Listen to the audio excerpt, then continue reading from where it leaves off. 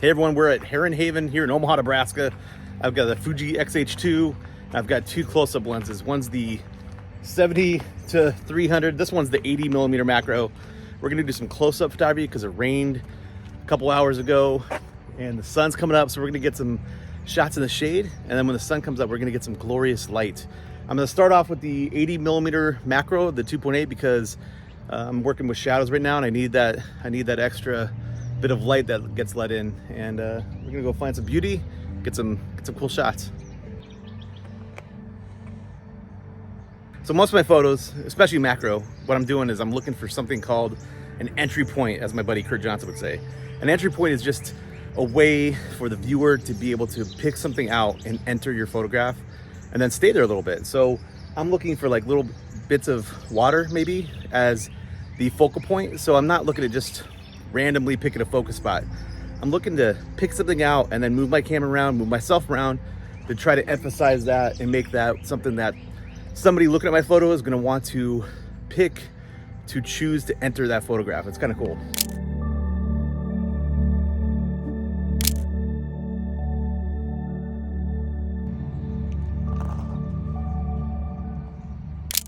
The next couple shots are examples of what I'm talking about entry point. Each one is using a blob of water, and then I'm using low depth of field and just making sure that the focus is really, really sharp. So your eye goes directly to that blob of water, and then you can explore the rest of the photograph. And then this one is an example of just some good color contrast, and you're gonna go to the difference in color first, which is that grassy yellowish thing at the top, and then look at the rest of the photo. You know, it's crazy. I'm in a parking lot right now, right? And there's just beauty everywhere. It's unbelievable. You know, it's a nature reserve, but still, I'm in a parking lot. And it's a Saturday morning, and I'm taking photos. This is my life, and I am incredibly fortunate. You know, years ago, I would have been getting ready to go back to school to teach. And I love teaching, I love the students, but I hated a lot of the administration and some of the politics and all that stuff, most of the politics. And to be able to have my career change and be able to say that I'm a photographer and this is my job, that's just, I still like can't, it's hard for me to even say that stuff. So it's really crazy. And let's just keep taking photos, people.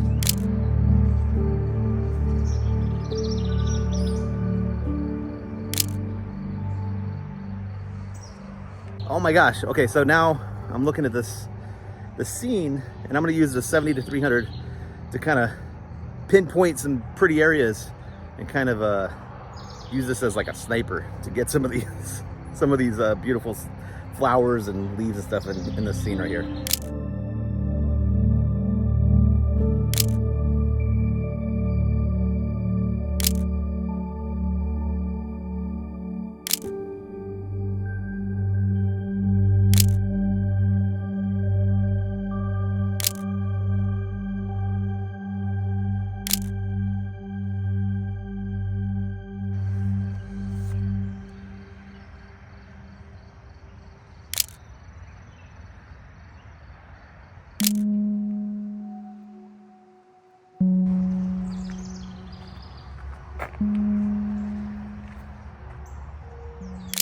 This is an example of shooting for the edit. I was looking at shooting this and using it later in Photoshop, adding some paint strokes, and it's a whole line of photos that I'm doing that has this kind of design style to it, to try to, you know, do something unique and different and add that to my portfolio of things that I could sell. You know what's funny is that I probably don't need any more flowers in my portfolio.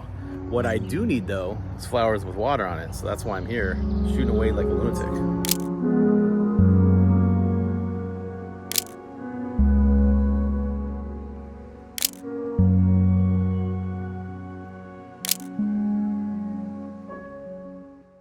All right, so next up is the water area of Heron Haven, where we're gonna look for some birds, maybe, and some frogs, because frogs are everywhere.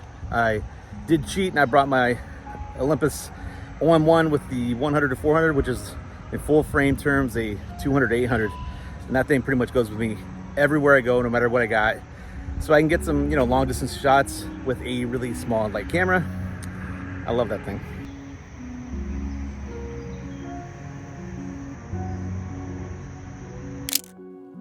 I agree. This is one of the most boring shots of a frog I've ever seen. It is a standard shot of a frog. The only thing that's kind of cool is the reflection. But what I wanted to do was get something a little different. So I was walking around and I found this frog that was sitting on a log, which is pretty cool. It's a little different just because of that. So I got down just a little bit lower and I shot that photo, which is, again, that's a fine photograph, but still a little bit boring. So what I did is I got even lower. My hand was actually, my bottom of my hand holding the camera was in the water, and I shot this one. And then I got as low as I can. The back of the camera was actually in the water a little bit, but it was worth it. Totally cool photograph. I love this one. Probably my favorite of the day. A few moments later, I repeated that technique using the macro, and I was surprised that this frog didn't make that little weird sound they make and then jump away. And I was able to get this cool shot with the water and the reflection. So move around, get up high, get down low, do something different, and your photos might look a little different.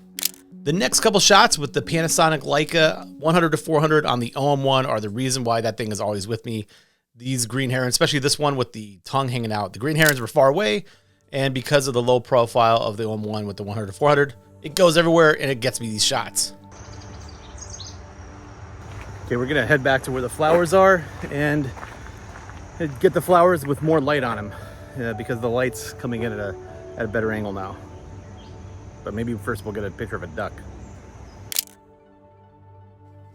Well, I did get a shot of the duck, but unfortunately, you know, it was in a dark spot, and I was already pushing the 100 to 400 on the Olympus OM1. It goes up to the max aperture is 6.3 at the 400 millimeter range, and so it's a little bit dark. So what I had to do is I had to go into Photoshop, make sure I selected the duck and bring it up a little bit. Overall, though, a little bit too much grain, so I went into Photo AI and reduced some of that grain, and I think this is a pretty decent final result. Shooting stuff like this in the morning and at night is like an adventure because the light keeps changing.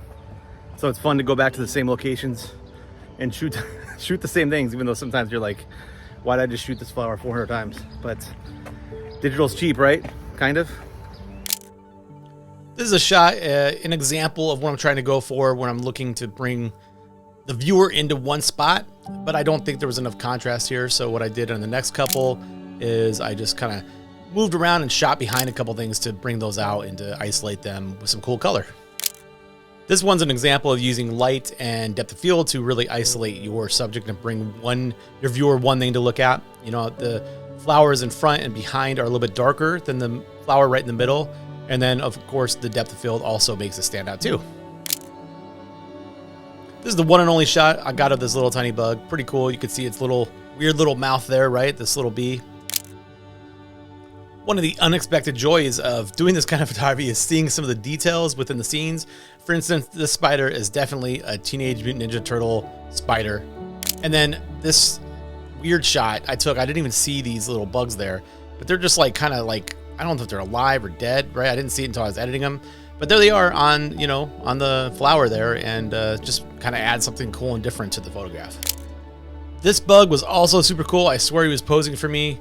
Super cool bug, lots of neat details, and this is the shot that I decided to edit really well. Got over to the side so you can see what that bug looks like, and I just dig this one.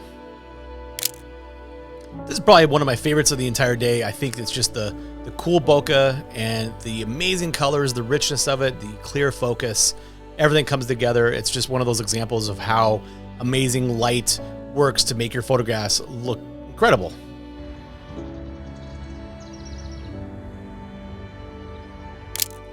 I also really love streams of light. They really add dimensionality and some fun things you could do.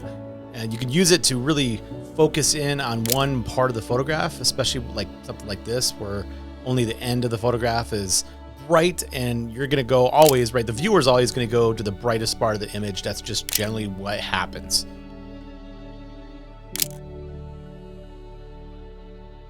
Okay, people, that's about it for one day. And until next time, hope you enjoyed. We'll see ya.